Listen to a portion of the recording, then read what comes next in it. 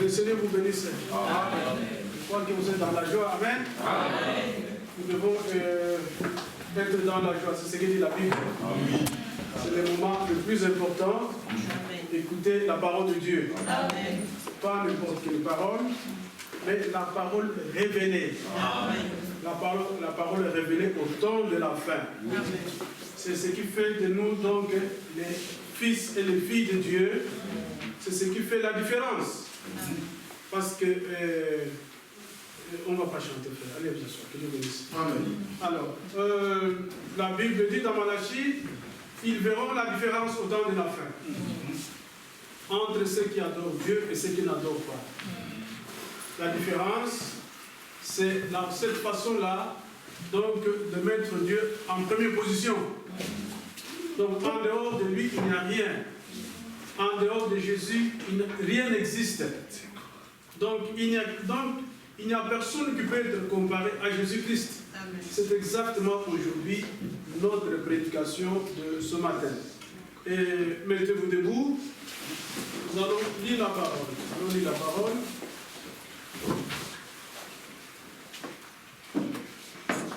Je suis dans... Attendez, j'ai beaucoup de choses. Je suis dans Deutéronome. Deutéronome, chapitre 25. On lit 3 versets là-bas. Alors, je n'ai pas ma Bible. Je n'ai pas mis la Bible avec une grosse écriture. Donc, j'ai ici la version. Donc, le docteur Scofield, j'aime beaucoup à cause de la précision. Donc, 25, il y a le verset 47 et 50. Alors, c'est là que nous allons lire. Qu'est-ce que je dis? Oui, 27. Je suis dans Deutéronome. Chapitre. Allez. Qu'est-ce qui se passe? Donc, Deutéronome, chapitre 25. Verset.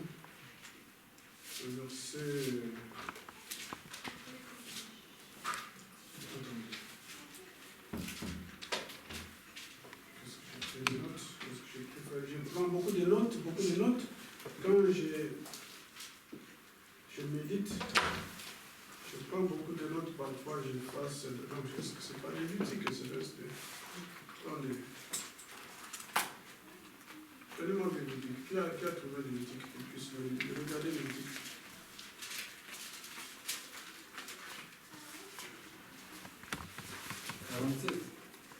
Ça dit quoi 47, frère? Si un étranger. Voilà, c'est là.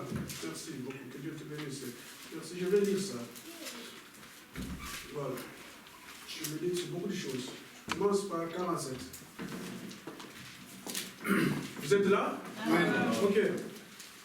Si un étranger, si celui qui demeure chez toi devient riche et que ton frère devienne pauvre près de lui, et se vendre à l'étranger qui demeure chez toi ou à quelqu'un de la famille de l'étranger, il y aura pour lui le droit de l'achat. Après qu'il se serait vendu, un de ses frères pourra le racheter. Son oncle, ou le fils de son oncle, ou l'un de ses proches parents pourra le racheter, ou bien, s'il en a les ressources, il se rachètera lui-même.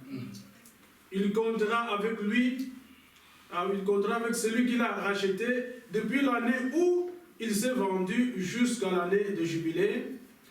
Et les prix à payer dépendront du nombre d'années, lesquelles seront évaluées comme celle d'un mercenaire. Amen. Amen. Que Dieu puisse bénir la lecture de sa parole. Asseyez-vous. Voilà. Alors, nous continuons avec notre prédication sur la vie de Samson. La vie de Samson, nous avons vu ça, que Samson, il était un libérateur que Israël attendait. Maintenant, quand Samson, avant que Samson vienne, Israël était dans la servitude. Il servait donc le Palestinien, le Philistin. Permettez, ce sont les Palestiniens actuellement. Donc, il servait donc le Philistin. Alors, mais ce sont les Palestiniens actuellement sur le territoire, pas sur la population. Parce que les gens, les Philistins de l'époque, ils avaient d'autres divinités par rapport à ce qui se passe là. Ce n'est pas notre problème parce que c'est un problème sensible. Vous savez, je ne vais pas en parler parce qu'on peut même nous brûler ici. L'homme est tellement méchant. Alors, mais ils avaient d'autres divinités par rapport à ceux qui sont là-bas maintenant. Même les pays comme la Jordanie, les pays comme la Turquie, tout ça, l'Empire ottoman, ça n'existait pas. Tout ça, c'était Israël. Il faut se le dire. Mais je dis que c'est sensible. Quand vous dites ça, on vous tue. Vous savez? Donc Israël, si vous regardez, selon les limites géographiques de la Bible, j'ai ici l'ancienne carte d'Israël. C'était vraiment un pays vaste. Depuis donc le Tigre et Euphrate, le Tigre et Euphrate, il faut compter du côté donc d'Irak, jusqu'au plus tard, donc vers la mer Rouge. Tout cela, ça s'étendait jusqu'au côté de plein de Moab. Vous avancez là donc vers l'Arabie Saoudite. Donc c'est-à-dire que tout ça c'était Israël. Mais avec la colonisation, avec les mutations qui ont persisté avec le temps, tout cela a été morcelé. Maintenant, nous en sommes là où nous sommes là. Alors, je disais que Israël donc, était dans la servitude. Après, ils attendaient un libérateur. Ils pleuraient et Dieu est apparu à une femme dont le mari s'appelle notre frère Manoach. Et Manoach était dans le champ avec son mari quand l'ange de l'Éternel est venu. Quand l'ange de l'Éternel a parlé à Manoach, il lui a dit qu'il devait avoir un fils, on lui donnera le nom de Samson. Et il ne devait pas, la femme de Manoach, boire ni vin ni liqueur forte. Il ne devait jamais manger des choses impures. Parce que l'enfant qui devait habiter dans cette femme-là, c'était vraiment l'accomplissement de la promesse. Et c'est ce que nous avons vu quand Samson est né, et comment est-ce que Samson s'est comporté, que nous avons démontré que dans la vie de Samson, il avait 7 tresses. Et les 7 tresses signifient le 7 âges de l'Église. Amen. Je ne peux pas démontrer ça dans la Bible et vous montrer que les 7 tresses signifient 7 âges de l'Église. Mais Dieu a envoyé un prophète qui peut interpréter la Bible. Sur la terre habitée, que ce soit le pape Jean-Paul II, que ce soit celui qui est à l'hôpital, que ce soit n'importe quel pasteur, moi Clément n'en parlons même pas parce que je suis le moindre de tous. La seule personne qui peut interpréter la Bible, il s'appelle le prophète. Amen. Le prophète, c'est l'interprète de la Bible. Alors il a dit que le 7 âges, pardon, les 7 tresses de Samson signifient le 7 âges de l'Église. Et nous avons vu que Samson n'avait pas seulement le 7 âges de l'Église, Samson avait la puissance. Alors cette puissance de Samson dépendait de l'existence de ces tresses-là. Aussitôt que Samson était dressé, aussitôt que Samson était puissant. Est-ce que vous êtes là? Aussitôt que donc, les tresses de Samson étaient sur sa tête, aussitôt que Samson était puissant, et nous avons dit que aussitôt que le 7 âges de l'Église existe, aussitôt que le Saint-Esprit opère. Amen. Voilà. Non seulement que Samson avait 7 âges de l'Église, mais Samson dans sa vie, il avait aussi un mystère. Ce mystère qu'il a caché, ce mystère que tous les Palestiniens voulaient entendre, ce mystère que tout le monde voulait écouter. Donc Samson a donné au peuple, aux Philistins, 7 jours pour trouver la réponse à son énigme. Et pendant les 7 âges de l'Église, personne n'était capable d'interpréter l'énigme de Samson. Est-ce que vous êtes là? Pendant les 7 âges de l'Église, personne ne pouvait toucher cette Bible pour l'interpréter. Il fallait attendre le 7e jour. Oui. Le 7e jour, c'est là où la Bible est interprétée. Frère, je vous assure, que ce soit dans les dénominations, dans n'importe quelle église, tout ce qu'ils prêchent aujourd'hui, dans cachette, ils prennent ce qui leur plaise, ils laissent les autres parce qu'ils ne comprennent pas. Amen. Amen. L'énigme de Samson, aujourd'hui, ce n'est pas un énigme. Non. Parce que, qu'est-ce que Samson a fait? Il a donné l'interprétation de l'énigme à Delilah, pas une autre personne. Non. C'est Delilah qui a entendu l'interprétation de la bouche de Samson. Les Philistins, ils ont entendu l'interprétation à partir de Delilah. Amen. Voilà. Amen. C'est ce que nous avons dit, non? Oui. Nous sommes des passages. Ouais. Et nous avons démontré que ce secret-là que Samson avait, ça s'appelait le 7e sceau. Oui. Et nous avons démontré d'où vient le 7e sceau. Nous avons montré que le 7e sceau commence dans la Genèse. C'est là où commence le. Donc, le fait de dire, le 7e sceau, c'est le silence d'une demi-heure. Dans ce silence-là, il y a un secret. Oui. Et ce secret-là, nous avons démontré ça. Au travers de la Bible, comment est-ce que ce 7e sceau existe au travers de toute la Bible? Nous avons montré que dans la vie ce qui est Rebecca, c'est Rebecca, non? Oui. La femme d'Isaac, n'est-ce pas? Oui. Voilà. Eliezer vient au puits, il s'assoit, il dit, je suis fatigué, j'ai voyagé. On m'a envoyé pour choisir l'épouse donc du fils unique de mon Seigneur. Le fils unique donc d'Abraham s'appelle Isaac. Amen. Et Isaac a envoyé Eliezer pour choisir une épouse parmi les filles de sa nation. Pas n'importe qui, frère. Il ne faut pas aller épouser des femmes dans les dénominations. Il ne faut pas aller épouser et marier les hommes dans les dénominations. Pas question. Dans le message, nos sœurs sont remplies du Saint-Esprit. Nous avons nos filles qui sont remplies du Saint-Esprit. Vous voulez une femme, cherchez parmi nos filles. Si vous n'en trouvez pas, allez quelque part dans le message. Est-ce que vous êtes là? Amen. Voilà. Nous sommes un peu plus libres. Et on va montrer ça que nous avons un sang qui n'est pas, qui est différent. Nous avons un sang qui est différent. Vous savez, le peuple qui est sorti de l'Éthiopie, on les appelle comment? Des Falachas? Des Falachas. Vous savez comment est-ce qu'ils ont été acceptés en Israël? C'est par la prise de sang. Vous savez cela? Voilà. C'est par la prise de sang qu'on a accepté. Donc en Israël, il y a des juifs noirs. Des enfants de Salomon avec la reine de Séba. Quand ils se réclamaient que nous sommes des juifs, les juifs eux-mêmes ne croyaient pas. Ils croyaient donc, en fait, ils faisaient tout comme les Israéliens, ils faisaient tout. Mais après, quand même, ils font beaucoup de bruit pour être Israéliens, frère. C'est facile, hein? C'est facile. Les juifs, ils ont des chromosomes différents par rapport à tout le monde. Hein? Les juifs, ils ont, je pense, 26 chromosomes. Et pendant que les autres, nous en avons, je pense, 24. C'est pour cela qu'ils sont très intelligents. Ah, ça change tout. Hein? Alléluia. Amen. Alors, nous passons. Maintenant, Rebecca vient, Eliezer vient, il s'assoit sur le puits. Il dit, Seigneur, le Dieu de mon serviteur, de mon Seigneur, je suis ici sur le puits. Je m'assois ici. La jeune fille qui viendra. Quand Eliezer priait, personne n'a entendu sa prière.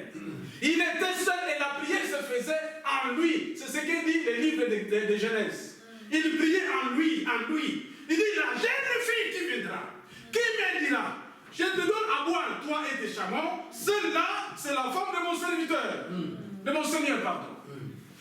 Il était là, alors il est venu, il a vu tout le monde venir, tout le monde défilait. Parce que le tout se fait selon la prédestination. Selon la prédestination, c'est Rebecca qui était prédestinée à être la femme d'Isaac.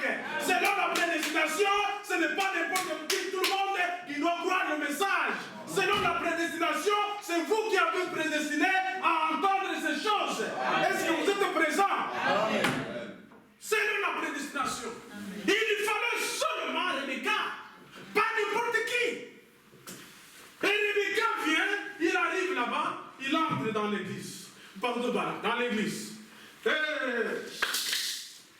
Eliezer, il les voit, il la voit pardon, il dit, ma chère, est-ce que je peux avoir un peu de la voix? Il dit, oui, c'est pas un problème. Alors il a pris la criche, il fait descendre la criche. Il lui donne à boire, il boit.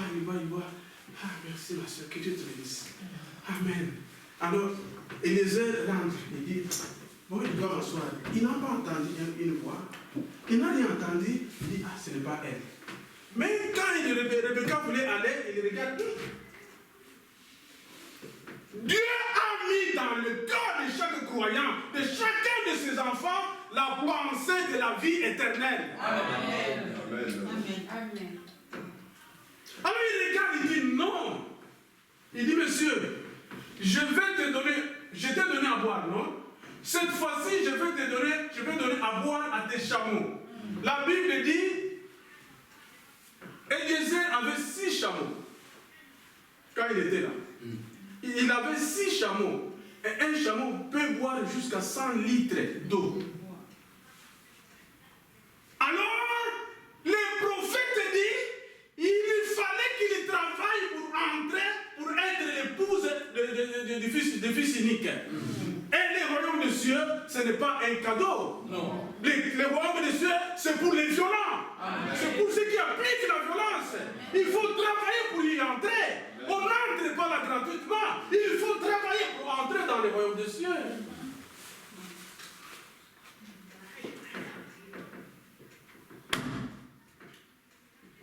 Il a donné à boire à ses chameaux. Quand il a terminé, il lui pose la question, de qui es-tu fille? Tu es de quelle famille? Et quand maintenant Rebecca commence à expliquer sa famille, alors Eliezer se rend compte que Rebecca était la fille du frère d'Abraham. Abraham, ils étaient nés 3. Lui est le papa de Lot. Donc, le deuxième s'appelle Nachor. Nachor, c'est donc le papa de Rebecca. Rebecca, le premier c'était Abraham. Papa de Rebecca et Nachor. Nachor, qui s'appelle Abraham, c'est ça, non? C'est l'aîné, Nachor. Donc, le papa de Rebecca, et le troisième dont j'oublie le nom, c'est le papa de Lot. Maintenant, à l'époque, attention, il ne faut pas aller dire que non, Isaac s'est marié avec sa cousine, moi aussi je peux épouser ma cousine, non, maintenant c'est pas bon, mais vous allez avoir des dingues dans la famille, hein? C'est l'inceste, n'est-ce pas? À l'époque, Dieu a permis ça pour permettre que les gens puissent remplir la terre. Maintenant, donc, c'est pas possible. Alors, c'est ce qui a été fait parce que même, vous voyez, la parole dans la totalité, la parole s'est accomplie. La parole s'est accomplie. Abraham a demandé qu'on puisse chercher dans la famille, parmi son peuple, une femme pour Isaac. Alors, l'épouse de Jésus-Christ ne peut pas sortir n'importe où. L'épouse de Christ, c'est l'épouse parole. Amen. Dans la famille de Dieu lui-même. Amen. Voilà donc maintenant on vient de lire ici dans Lévitique que ça doit être un proche parent pour acheter un homme. Amen. Pas une autre personne. Ça doit être un ange. On va arriver là-bas. Merci. Alors, nous sommes avancés, nous sommes arrivés jusqu'à la chute. À la chute. À la chute, nous avons dit que quand Adam et Ève étaient tombés, je ne peux pas te reprendre, hein? Je pense que tout le monde était ici, excepté le frère. Ah oui, d'abord. Mais je pense que je vais faire l'effort que vous puissiez comprendre parce que j'utilise même un vocabulaire vraiment très très réduit. J'ai fait l'effort d'utiliser donc les termes qui sont compréhensibles. Alors, maintenant Adam et Ève étaient tombés, nous avons démontré ça. Adam était tombé, il a mangé le fruit de l'arbre défendu. Alors, quand ils étaient tombés, donc nous avons démontré la scène. Quand donc Ève est allée manger le fruit avec le serpent, Ève est venue expliquer ce qu'il a fait avec le serpent à son mari. Et quand le mari aussi est allé manger le même fruit avec Ève. On va arriver là-bas. Alors, maintenant, nous avons démontré que quand on mange ce fruit-là, Dieu a donné à Adam le livre et la clé et la femme. 3 choses. Alors, quand maintenant on mange ce fruit-là, Ève a mangé avec Adam, que Ève a mangé avec le serpent, on ne peut pas voir ni livre ni clé en main. Alors il a laissé tomber la clé, il a laissé tomber le livre, il est allé manger le fruit. Quand il est allé manger le fruit, le diable vient, il prend la clé. Quand le diable prend la clé, il voulait faire le tour pour prendre le livre, Dieu dit, pas question. Pas une autre personne. Il n'a pas envoyé un ange, lui-même est descendu, il a pris la clé. Quand il prend la clé, maintenant ils étaient là à trois, en triangle comme ça. Dieu avec la clé, les livres. Dieu avec les livres. Merci frère. C'est la preuve que vous suivez. Dieu avec les livres, le diable avec la clé et l'homme avec la femme. C'est comme ça. Quand la scène était comme ça, Dieu commence le jugement. C'était donc du péché. Vous allez voir ça que dans la Genèse, nous avons démontré que dans la Genèse, il y a toute la Bible qui est là. Toute la Bible se trouve dans la Genèse. On peut démontrer dans la Genèse toute la Bible. C'est tout comme aussi, on peut démontrer dans l'Apocalypse toute la Bible. Amen. Ce sont deux livres que le diable n'aime pas. Genèse et Apocalypse. En Genèse, on montre comment il est entré, comment il s'est infiltré. C'est un parvenu. Alléluia. C'est un parvenu. Ah. Mais son secret est déjà connu. Alors, dans l'Apocalypse, on montre comment il sera détruit. C'est pour cela qu'il n'aime pas ce livre. Que Dieu puisse nous aider vraiment. Amen. Alors, maintenant, quand les choses étaient arrivées comme ça, Dieu a commencé à prononcer les sentences au pluriel. Il dit au serpent, parce que tu as fait cela, alors tu es maudit parmi tous les animaux des champs. C'est-à-dire, le serpent était un animal. Cet animal-là s'appelait le serpent. Le serpent n'était pas un reptile. Il était un animal qui s'appelait le serpent. Il y avait l'homme, le serpent, les serpentins, et puis on peut aller jusqu'aux petites molécules qui bougent dans l'eau. Donc c'est comme ça, donc hiérarchie. Donc nous sommes des créationnistes. Nous sommes des créationnistes. Les enfants, à l'école, si on vous dit que les évolutionnistes, non? Voilà, à l'école on prêche donc l'évolution. Que non, c'était un macaque, il y avait un macaque qui a commencé à évoluer jusqu'à devenir chimpanzé. Après donc il marchait comme ça, après il a commencé à marcher comme ça, après il a commencé à marcher, après il est devenu un homme. C'est une fausseté. Amen. Donc tout ce qui existe dans la nature, ce macaque-là, s'est développé seulement à cette époque-là. Maintenant, pourquoi il ne développe pas? Hein? Mais c'est un mensonge, non? Ah oui? Pourquoi ces macaques qui sont dans la forêt équatoriale, nous qui venons de là, il y a des macaques vraiment, qui sont toujours macaques depuis que nous avons connu ces macaques-là, ils ne développent pas, ils sont toujours comme ça. Ah! C'est Dieu qui a tout créé. Amen. Dieu a créé l'homme, il a créé les serpents. La Bible dit que les serpents étaient l'animal le plus rusé de tous les animaux que Dieu a créés. Donc il n'était pas un mammifère, il n'était pas un reptile. Il est devenu reptile quand Dieu l'a puni.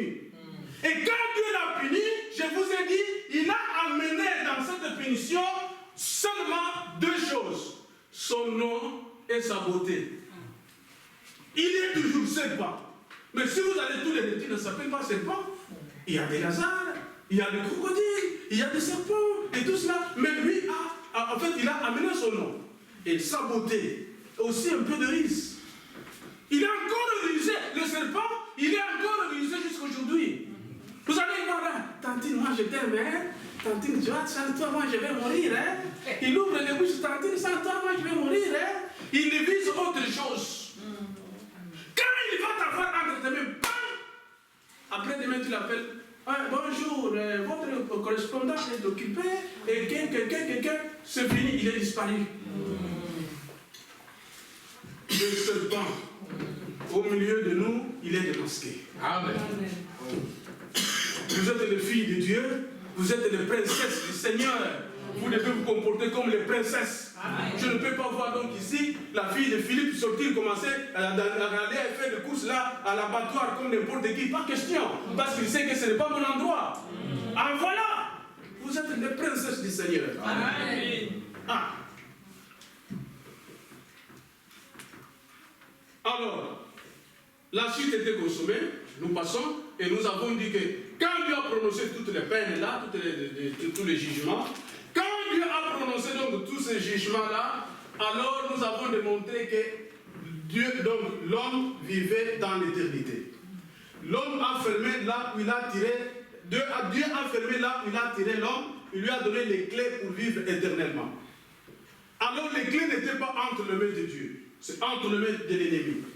Et Dieu avait les livres. Et l'homme avait la femme. Alors, quand Dieu donne les livres à son fils, que moi je n'ai reçu que les livres, prenez les livres, alors c'est que Adam devait vivre sur la terre avec la révélation, mais dans le péché. C'est pour cela que Dieu n'a pas donné les livres.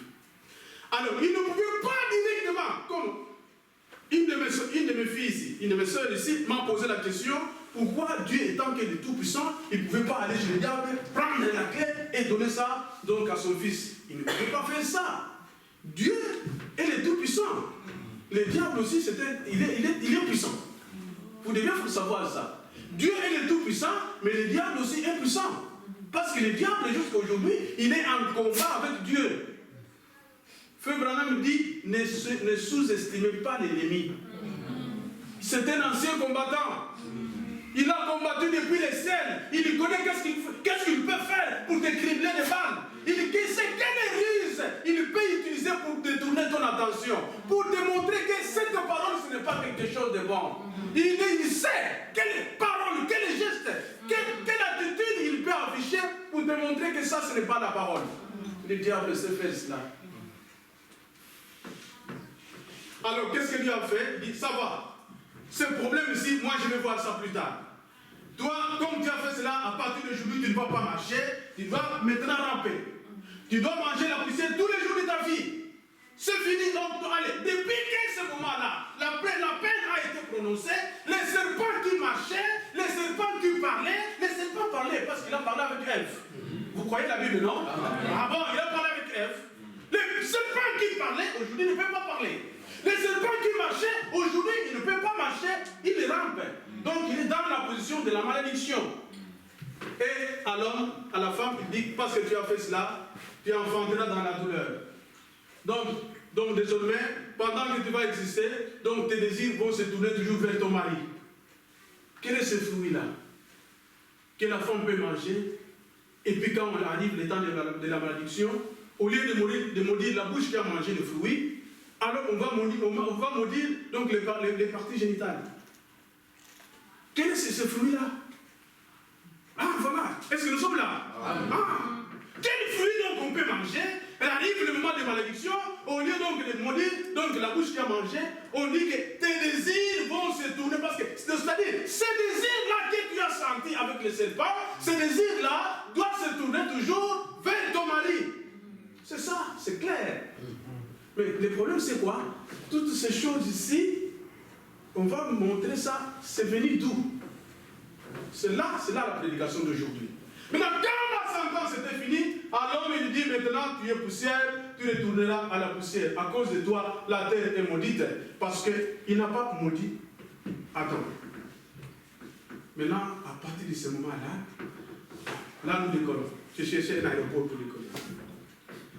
À partir de ce moment-là, une parenthèse s'est ouverte. Oui.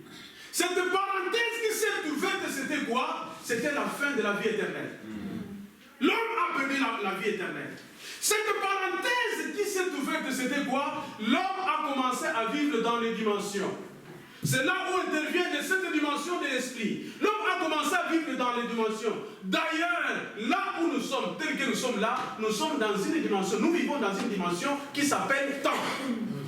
Nous sommes dans la dimension qui s'appelle temps. Temps, c'est la troisième dimension. Il y a la lumière, la matière, le temps, les ondes, la cinquième dimension qui s'appelle le Hadès, l'enfer, le lieu de tourment. il y a la 6e dimension qui s'appelle le paradis, le lieu de repos, sous l'autel, etc., etc. Et il y a la 7e dimension qui s'appelle le trône. Donc l'homme vit dans ces dimensions-là. C'est ce qui fait quand je meurs aujourd'hui, je serai toujours vivant, non? Mais je serai dans une autre dimension. Voilà. Le message est beau. Amen. Il n'y a rien de parfait que le message. C'est vraiment compatible avec la parole. Amen. Ah oui, quand je fais, même un païen meurt, même un assassin meurt, la mort ne signifie pas la fin de la vie. Amen. La mort signifie le changement de l'adresse. Vous déménagez, vous vivez quelque part, Amen. En attendant votre récompense ou votre condamnation. Amen. Voilà. Et cela était possible à partir de la chute. Donc à partir de la chute, toutes ces choses-là, Dieu a mis ça en marche. Alors, maintenant, je dois vraiment voir qu'est-ce qu'il faut dire, qu'est-ce qu'il ne faut pas dire. Et c'est dans ce moment-là que quand Dieu a pris les livres, tout le monde était maudit, il a pris les livres, nous avons démontré, il a pris les livres, il a scellé les livres de 7 jours. Il a scellé les livres, donc il a bloqué 7 fois. Il a bloqué 7 fois les livres. Donc 1, 2, 3, 4, 5, 6, 7. Il dit ce n'est pas mon livre, c'est le livre d'Adam. Il a donné donc la terre comme parcelle à son fils Adam. C'est le désir d'un parent, n'est-ce pas? Tout le monde, c'est ce que nous désirons. Que je puisse avoir un chez moi, quand je vais mourir, afin que mes enfants puissent quand même hériter. C'est ce que. Donc cela est venu de Dieu. Cela est venu de Dieu. Moi, votre frère que vous voyez ici, moi tel que vous me voyez ici, s'il y a une personne qui connaît la pauvreté, venez me poser la question, moi je vais vous expliquer qu'est-ce qu'on appelle la pauvreté. Parce que j'ai vécu dans la pauvreté absolue. Moi, je ne connais pas un endroit où je peux dire comme référence que chez nous. Moi, je ne connais pas. Chacun de vous connaît, et en tout cas, j'ai vécu là, là, là. Moi, j'ai connu seulement les maisons de mes soeurs. Donc, je vis là-bas. Peut-être 2 mois, je vais chez ma soeur là, et c'est comme ça. C'est-à-dire que c'est maintenant, quand je suis à mon âge ici, que Dieu puisse me faire grâce et que je puisse avoir vraiment un peu de moyens pour acheter une parcelle. J'ai compris que, merci Seigneur, que Dieu, que ton nom soit loué. Amen. Donc Dieu a donné la terre comme parcelle à son fils. Et Adam lui a donné les titres des parcelles. Les titres de parcelles là, donc c'est les livres, c'est là où se trouvait le secret, comment est-ce qu'Adam peut vivre ici sur la terre. Comment est-ce que donc il peut régner donc sur la terre. Parce que la terre n'est pas seulement ce que nous voyons, il y a beaucoup de choses qui se trouvent ici sur la terre qu'Adam devait gérer. C'est là où se trouvait l'explication de toutes ces choses-là. Alors Dieu a pris ce livre-là, il a scellé là-bas. Il l'a mis sur le trône, il dit, je vais regarder ce problème d'Adam. Plus tard, vraiment, il était fâché. Nous avons dit que le contact était coupé entre Adam et l'homme. Et c'est dans ce moment-là que vous allez voir que d'Adam jusqu'à la peine d'Abraham, il s'est passé 2000 ans. Est-ce que je ne sais pas, plus tard, il y a pas une façon de mettre un petit tableau ici, Frédéric, raison de place. Mettre quelque chose où on peut vraiment, c'est avec des croquis, tout le monde va comprendre facilement. Donc, alors, là, j'ai vu, on a acheté des tambours. Je vous bénisse, hein. Vraiment, c'est ça. Moi, j'aime que l'Église avance. Amen. Vraiment, c'est comme ça. Amen. Amen. C'est comme ça. Et le livre, frère Frédéric, le cantique que je t'ai donné la fois passée, je ne sais pas s'il est ici avec toi, à la sortie, tu me donnes ça. J'ai vu un endroit des Italiens, on peut nous faire des relires, vraiment à moindre prix. On peut nous faire même 20 ou 30 relires, donc il peut vraiment aider à tout le monde ici. Amen. Amen. Il faut que l'Église avance. L'Église, c'est notre maison. C'est aussi que nous mangeons les pains de la vie. Amen. Amen. Alors,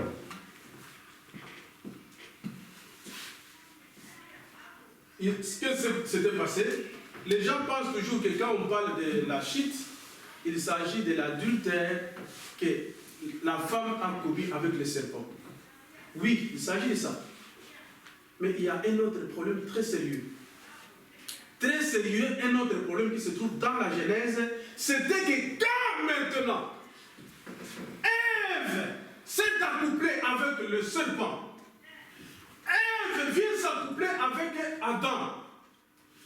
À partir de ce moment-là, je pense, quand Dieu est venu, la grossesse dans le ventre de Ève ne s'était pas encore déclarée. Dieu le Créateur vient en face d'Adam et Ève.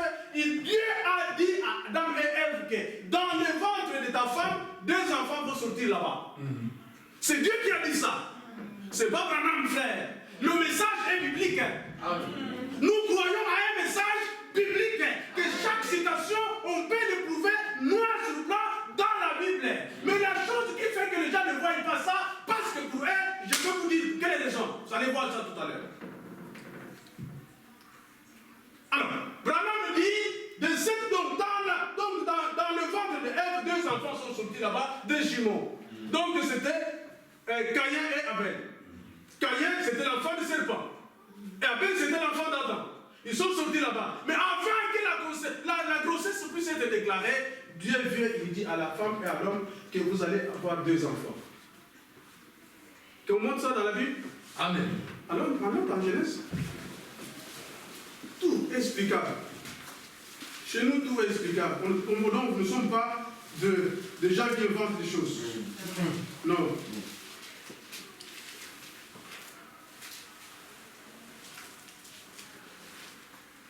Alors, nous sommes, en tout cas, on doit aller vite. Nous sommes au chapitre 3 de Genèse. Nous lisons un seul verset. J'ai dit donc le verset 15. Alors, Dieu dit, je mettrai une inimitié entre toi et la femme, entre sa postérité et ta postérité.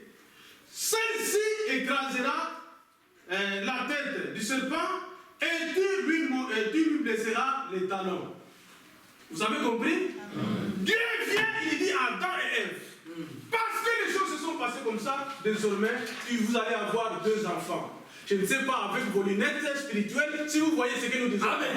Ok. Amen. Que Dieu te bénisse mon frère. J'aime cette amène-là qui ponctue là-bas. Donc c'est comme ça. Donc Dieu dit vous allez voir 2 enfants. Donc vous allez voir 2 postérités. C'est clair quand même. Nous sommes en français. 2 postérités, 2 semences se trouvent dans le ventre de cette femme-là. Donc les 2 semences, quand ils vont naître, ils ne vont pas s'entendre. Ils ne vont pas s'entendre.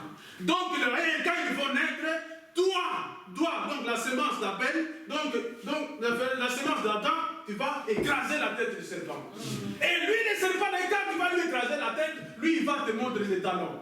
C'est-à-dire l'inimitié proclamée avant même que les enfants naissent. Ne vous étonnez pas. Ne vous étonnez pas, frère, ce que nous voyons. Ne vous étonnez pas. Quand tu es avec un homme, Frère Branham dit, ne vous mettez pas à discuter sur la parole.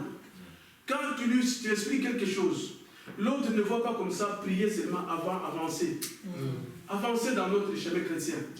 N'allez pas, frère, c'est révélé, ce n'est pas révélé, ça ne sert à rien. Ce n'est pas par effort que vous avez cru la parole de Dieu. Jamais, frère. On va montrer ça. Alors, maintenant, donc, Dieu dit, donc 2 semences sont dans ton ventre. Ils vont naître comme ça. C'est comme ça, il y aura inimitié entre ces 2 semences. Ils ne s'entendront pas. Ils ne s'entendront jamais. Jamais, jamais. D'ailleurs, c'est pour cela donc je vous dis qu'il y a des problèmes de sang. Il y a des problèmes de sang. Donc Dieu par là voulait dire que les sangs de la lignée de Caïn et les sangs de la lignée d'Abel ne peuvent pas se croiser. C'est impossible. Il ne faut pas faire ça, mélanger ces sangs-là. C'est pour cela, frère, quand vous avez vu dans Genèse 5, quand maintenant ces semences-là se sont croisées, qu'est-ce qu'il y a eu? Dieu a tué le monde entier par l'inondation. À cause de la croix, parce que ces semences-là s'étaient croisées, les enfants de Dieu virent que les filles des hommes étaient devenues belles, ils en prirent pour femmes toutes celles qu'elles choisirent. Frère Branham dit, ils n'ont pas fait la prostitution avec eux. Mais ils se sont mariés légalement, mais un mariage défendu. Un mariage qui ne peut pas exister. Alors, maintenant, il y a 2 semences. Maintenant, quand ces 2 semences-là ont commencé à exister, plus tard, comme je disais, d'Adam jusqu'à Abraham, on appelle Abraham, c'est 2000 ans. C'est pour cela que j'ai cherché les tableaux ici. Avec les tableaux, c'est facile. D'Adam jusqu'à Abraham, appelle Abraham 2000 ans. Maintenant, Dieu appelle Abraham. Quand il a appelé Abraham, il dit à Abraham, tu auras un fils. Abraham a eu un fils. Le même Dieu vient, il dit, prends ton fils, donc tu dois me le sacrifier. Abraham dit, Amen, je vais le faire, Seigneur. Abraham prend son fils. Donc il prend le serviteur avec lui et le fils avec lui. Ils vont donc pour sacrifier son fils. Son fils ne le savait pas. Ils arrivent quelque part, Abraham prend du bois. Il le donne à son fils Isaac. Alors au lieu de prendre le bois, de donner ça aux serviteurs qui les accompagnaient, mais il a pris le bois, il a donné ça à Isaac. Isaac a pris le bois. Alors, suivez très bien, parce qu'on va déboucher à quelque chose de spirituel aujourd'hui. De très spirituel. Alors, Isaac a pris le bois, il a commencé à marcher avec son bois. Ils arrivent donc, on va aller où? À la montagne.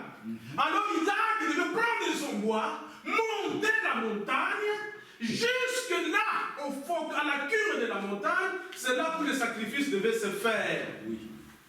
Arrivé à la montagne, on met l'autel, on met Isaac, vous connaissez l'histoire. Quand Abraham était sur le point donc de sacrifier son fils, l'ange de l'Éternel l'empêcha. Il dit, ne le fais pas. Je comprends maintenant que tu crois en moi. Amen. Quand tu crois en Dieu, il faut faire ce que Dieu dit. Amen. Alors quand Abraham tourne les yeux, il voit un agneau attaché donc là dans le buisson. Maintenant, Abraham est allé prendre cet agneau-là, un innocent qui n'a rien fait. Un innocent qui n'a rien fait. Maintenant, c'est cet innocent-là qui devait mourir à la place d'Isaac. Et le prophète dit, c'est à partir de ce moment-là que Dieu a permis un substitut. Donc Dieu a permis un substitut. À la place que Isaac puisse mourir, non, Isaac devait être sauvé, un substitut, quelque chose devait remplacer donc Isaac. Et pourquoi, quand il a pris l'agneau, il ne l'a pas pendu, ou suffoqué comme ça, ou étouffé, mais il devait l'égorger. Parce qu'il s'agit de sang. Parce qu'il s'agit de sang. On va arriver là. Maintenant, jusqu'au moment où nous parlons, quand nous parlons là-bas, les livres est sur le trône. Les livres est sur le trône. Retenez ces deux histoires. L'histoire de comment Adam et Ève sont tombés. Retenez ça. Retenez l'histoire après 2000 ans. Comment est-ce que Isaac a été sacrifié? Retenez ça. Je dois revenir, on va mélanger ça. Maintenant, 1450 après, Dieu appelle Moïse.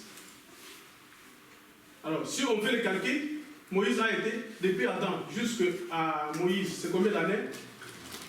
3000 combien? 450. Voilà. 3450, Dieu appelle Moïse. Quand Dieu a appelé Moïse, Dieu dit à Moïse, écris maintenant la Bible. C'est Moïse qui a écrit l'Ancien Testament. Je n'ai pas de stylo ici. Qui a un stylo? J'aime toucher ça. Donnez-moi un stylo de réserve, frère. Je ne ferai pas ça, c'est toi. Que Dieu bénisse, frère. Alors Moïse prend, ce n'est pas le stylo, c'était la plume à l'époque. Hein. Moïse prend la plume, Moïse prend la plume. Prends le parchemin. Moïse prend le parchemin. Moïse commence à écrire l'histoire. Alors Moïse dit, frère, en tout cas là, soyez honnêtement, soyez attentifs. Soyez attentifs.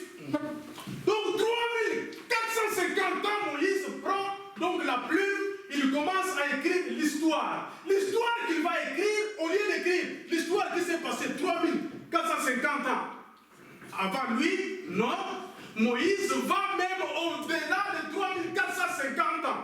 Parce qu'à 3450 ans, c'est là où l'homme était tombé.